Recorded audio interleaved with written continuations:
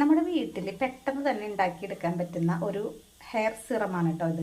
ഇതിലേക്ക് 2 ഐറ്റംസ് വേണ്ടോ. ഞാൻ ഉണ്ടാക്കിയിട്ട് അരിച്ചെടുത്തതാണ്. ഇത് അരിച്ചെടുത്തിട്ട് നന്നായി തണുത്ത് കഴിഞ്ഞിട്ടുണ്ടെങ്കിൽ തലമുടിയിലല്ല തലയോട്ടിയിൽ ആഴ്ചയിൽ 3 വട്ടം നല്ല റിസൾട്ട് കിട്ടണമെങ്കിൽ ആഴ്ചയിൽ 3 വട്ടം നമുക്കിത് അപ്ലൈ ചെയ്യാം.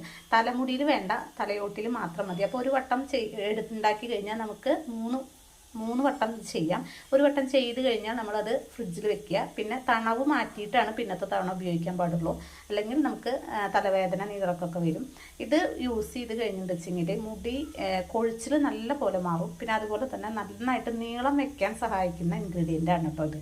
അപ്പോൾ മുടി നല്ല നീളം വെക്കണം എന്ന് ആഗ്രഹമുള്ളവർക്കും മുടി കൊഴിച്ചിൽ നന്നായി മാറണം എന്ന് ആഗ്രഹമുള്ളവർക്കും ഇത് ട്രൈ ചെയ്ത് നോക്കാം.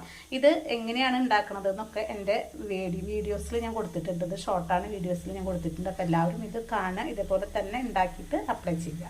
എല്ലാവർക്കും ഇഷ്ടപ്പെട്ടു വെച്ചെങ്കിൽ ഒന്ന് ലൈക്ക്